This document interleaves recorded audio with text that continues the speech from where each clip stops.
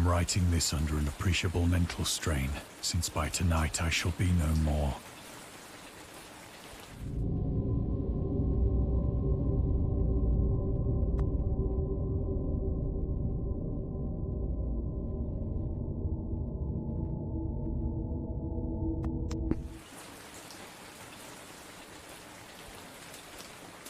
Penniless, and at the end of my supply of the drug which alone makes life endurable, I can bear the torture no longer, and shall cast myself from this garret window into the squalid street below.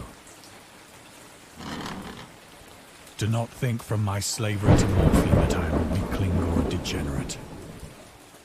When you have read these hastily scrawled pages, you may guess, though never fully realize, why it is that I must have forgetfulness, or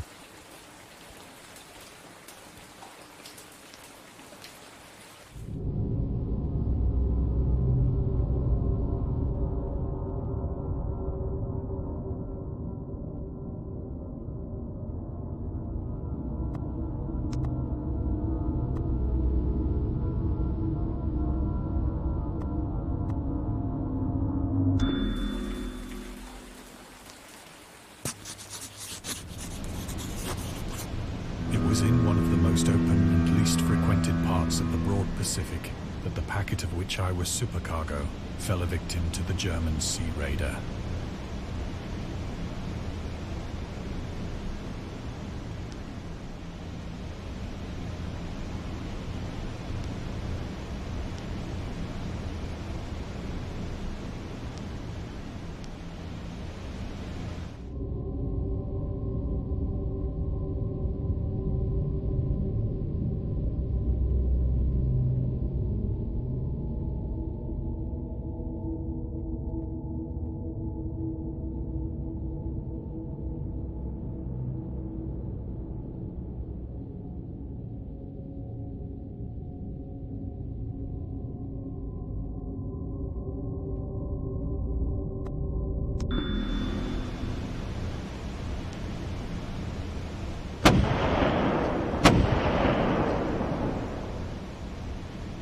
The Great War was then at its very beginning, and the ocean forces of the Hun had not completely sunk to their later degradation.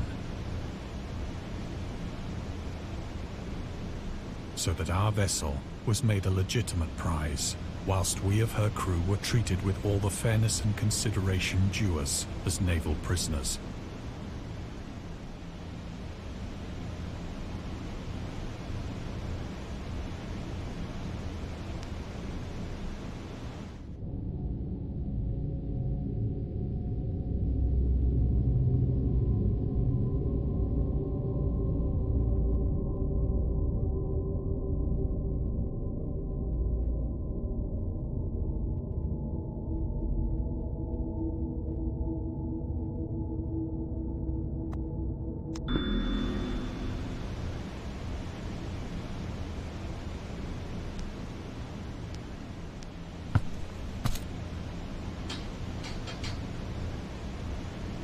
So liberal, indeed, was the discipline of our captors, that 5 days after we were taken, I managed to escape alone, in a small boat, with water and provisions for a good length of time.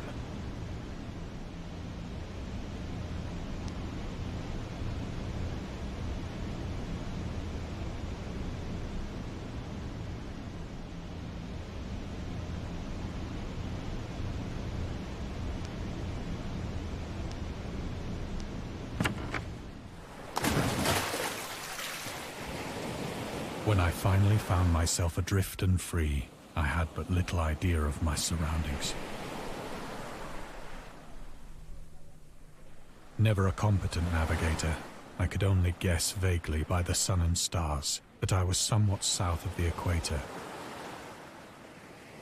Of the longitude, I knew nothing, and no island or coastline was in sight.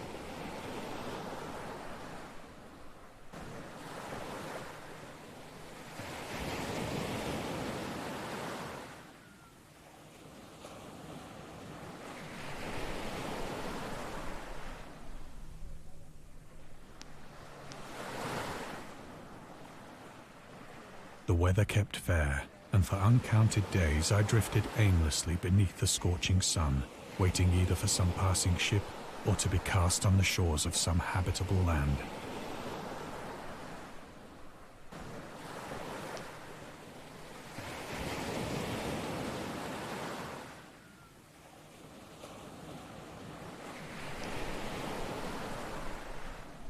But neither ship nor land appeared, and I began to despair in my solitude upon the heaving vastness of unbroken blue.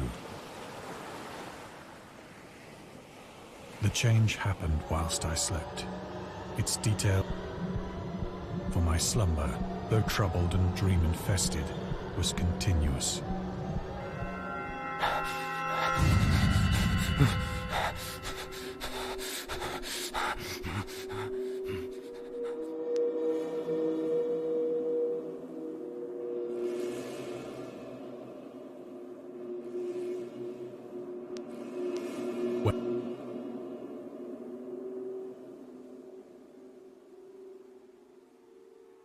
And in which my boat lay grounded some distance away.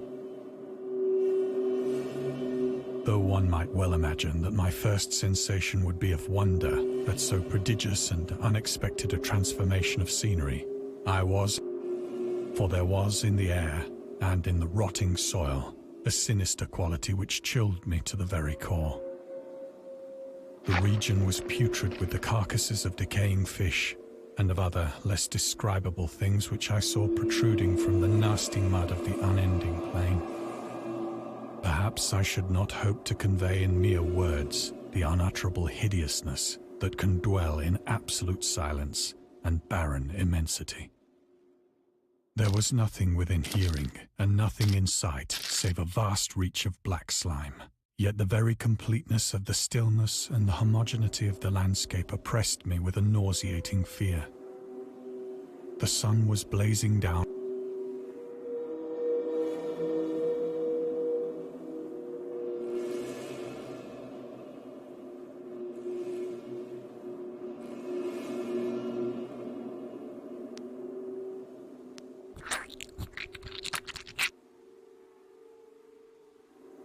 As I crawled into the stranded boat, I realized that only one theory could explain my position. Through some unprecedented volcanic upheaval, a portion of the ocean floor must have been thrown to the surface. So great was the extent of the new land which had risen beneath me that I could not detect the faintest noise of the surging ocean. Nor were there any seafowl to prey upon the dead.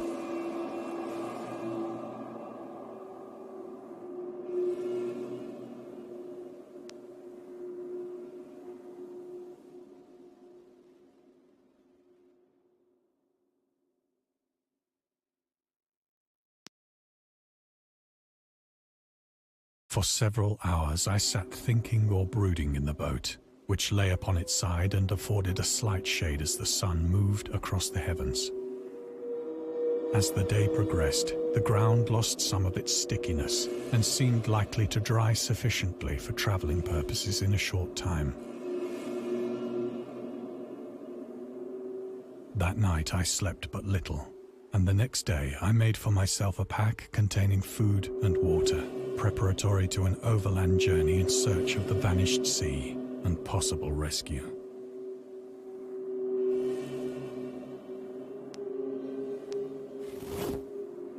On the third morning, I found the soil dry enough to walk upon with ease. The odor of the fish was maddening, but I was too much concerned with graver things to mind so slight an evil, and set out boldly for an unknown goal.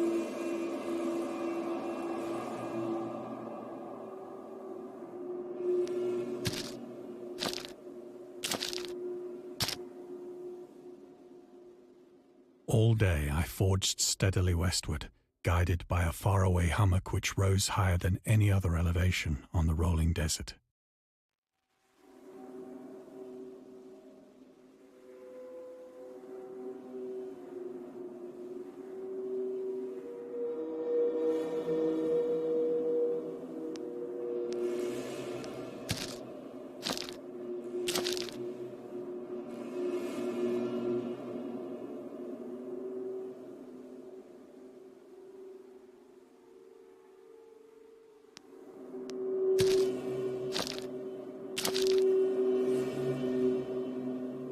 That night, I encamped, and on the following day still travelled toward the hummock, though that object seemed scarcely nearer than when I had first espied it.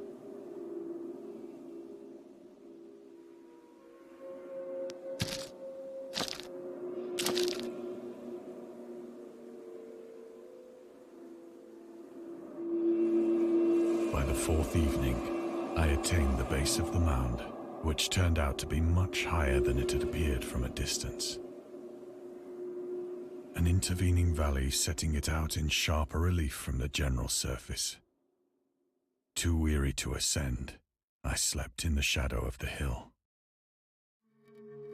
I know not why my dreams were so wild that night, but ere the waning and fantastically gibbous moon had risen far above the eastern plain, I was awake in a cold perspiration, determined to sleep no more. Such visions as I had experienced were too much for me to endure again, and in the glow of the moon I saw how unwise I had been to travel by day. Without the glare of the parching sun, my journey would have cost me less energy. Indeed, I now felt quite able to perform the ascent which had deterred me at sunset. Picking up my pack, I started for the crest of the eminence.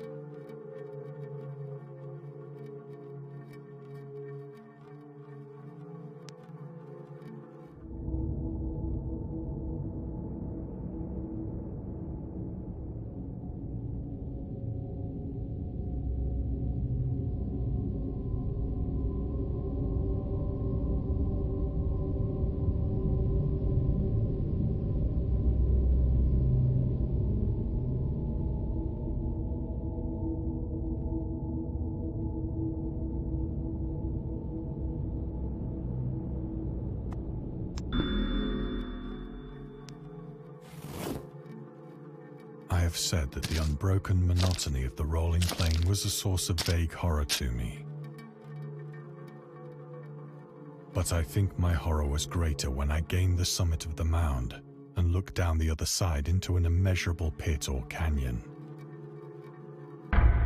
whose black recesses the moon had not yet soared high enough to illumine. I felt myself on the edge of the world, peering over the rim into a fathomless chaos of eternal night. Through my terror ran curious reminiscences of paradise and of Satan's hideous climb through the unfashioned realms of darkness. As the moon climbed higher in the sky, I began to see that the slopes of the valley were not quite so perpendicular as I had.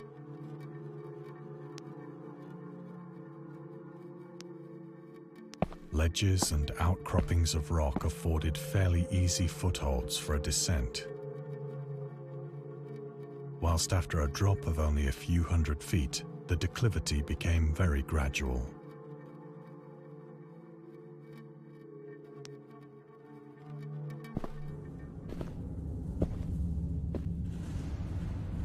Urged on by an impulse which I cannot definitely analyze, I scrambled with difficulty down the rocks and stood on the gentler slope beneath, gazing into the Stygian deeps, where no light had yet penetrated.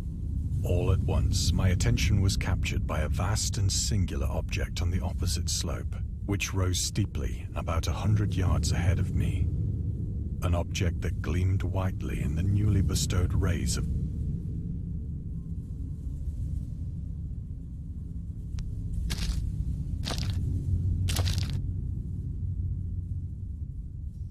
that it was merely a gigantic piece of stone, I soon assured myself. But I was conscious of a distinct impression that its contour and position were not altogether the work of nature. A closer scrutiny filled me with sensations I cannot express.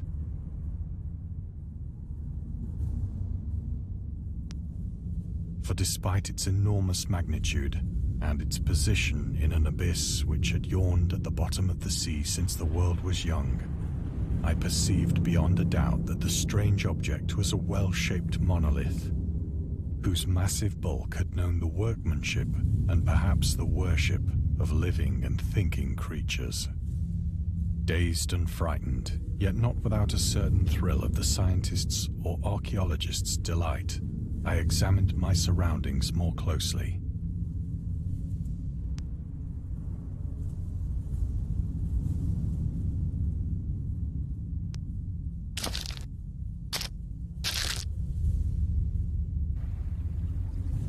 The moon, now near the zenith, shone weirdly and vividly above the towering steeps that hemmed in the chasm.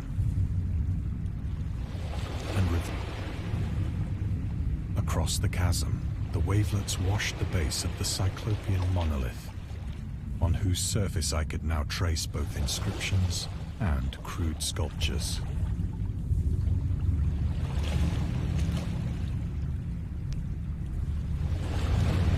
The writing was in a system of hieroglyphics unknown to me and unlike anything I'd ever seen in books, consisting for the most part of conventionalized aquatic symbols such as fishes, eels, octopi, crustaceans, mollusks, whales, and the like. Several characters obviously represented marine things which are unknown to the modern world, but whose decomposing forms I had observed on the ocean-risen plain.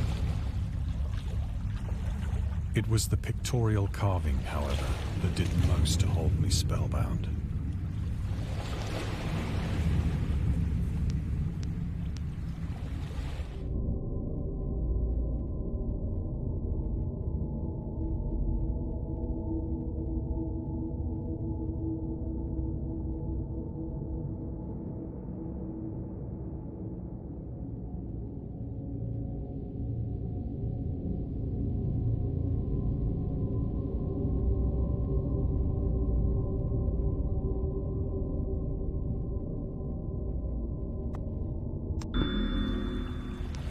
Plainly visible across the intervening water on account of their enormous size were an array of bas-reliefs whose subjects would have excited the envy of a Doré.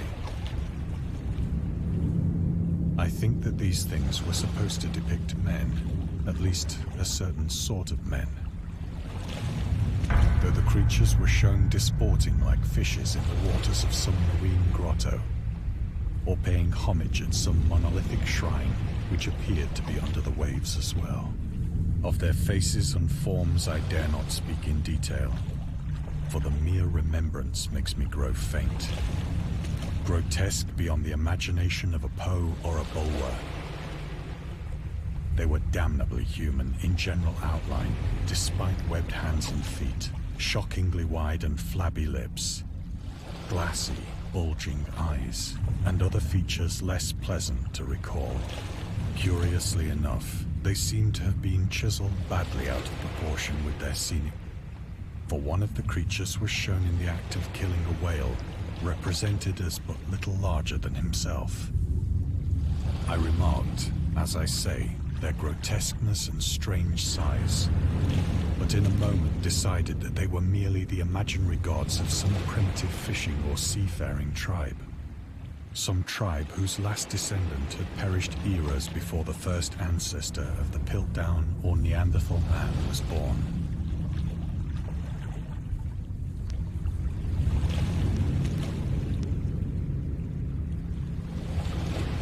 Awestruck at this unexpected glimpse into a past beyond the conception of the most daring anthropologist, I stood musing whilst the moon cast queer reflections on the silent channel before me.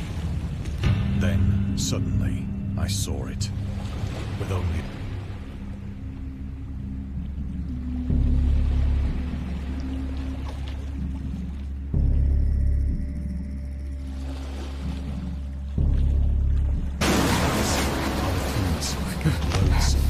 it darted like a stupendous monster of nightmares to the monolith, about which it flung its gigantic scaly arms, the wild bow of its hideous head, and gave vent to certain measured sounds.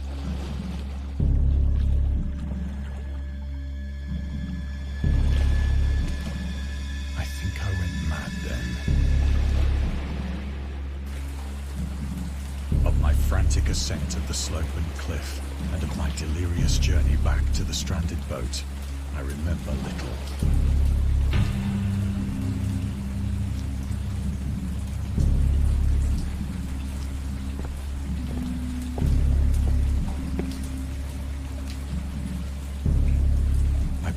sang a great deal and laughed oddly when I was unable to sing.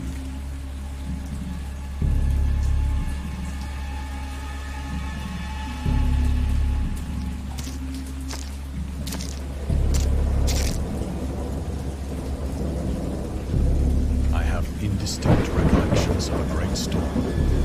At any rate, bells of thunder.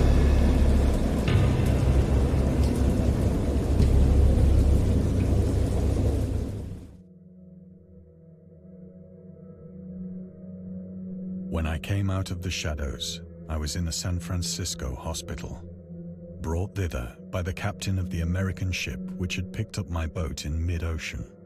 In my delirium, I had said much, but found that my words had been given scant attention. Of any land upheaval in the Pacific, my rescuers knew, nor did I deem it necessary to insist upon a thing which I knew they could.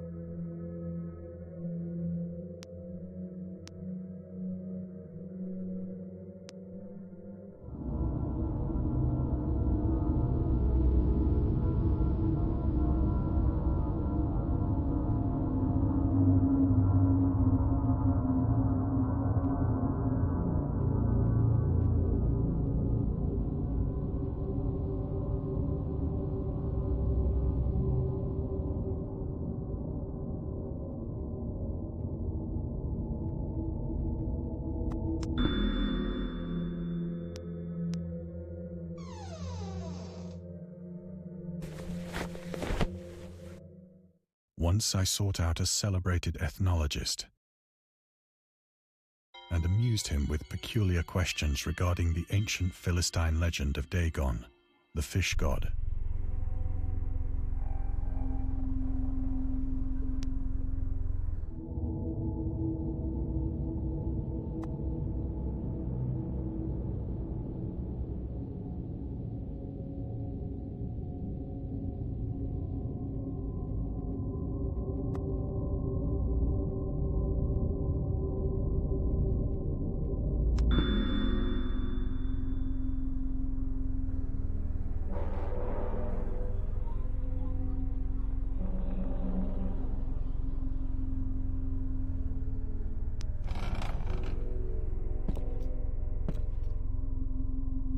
But soon perceiving that he was hopelessly conventional, I did not press my inquiry.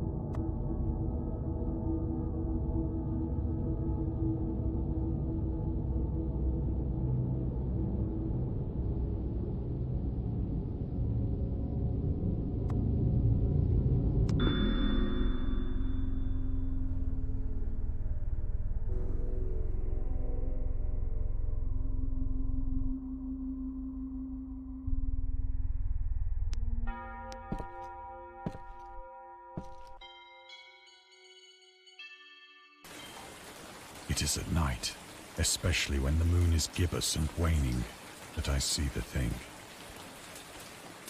I tried more, but the drop so.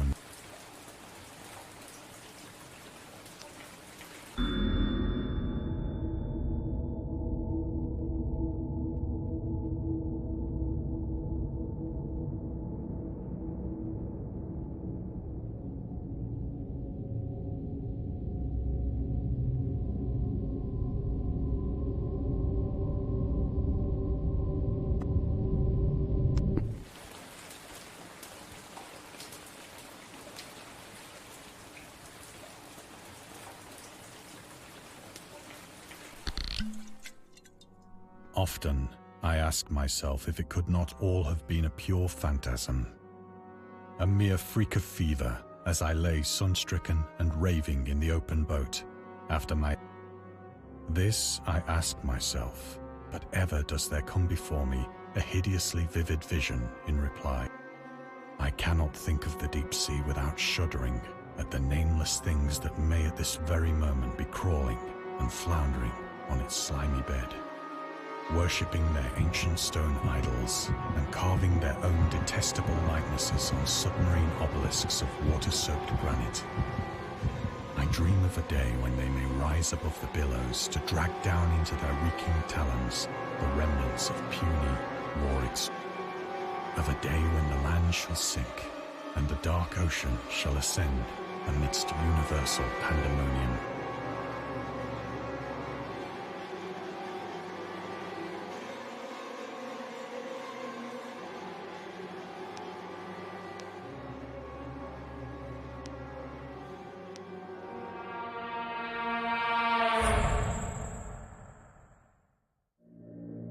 The end is near. I hear a noise at the door, as of some immense slippery body lumbering against it.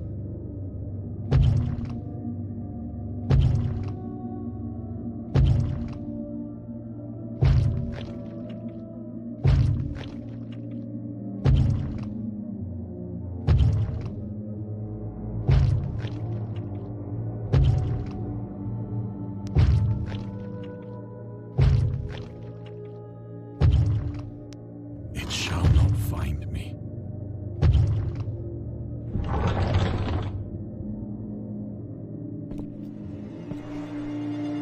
God, that hand!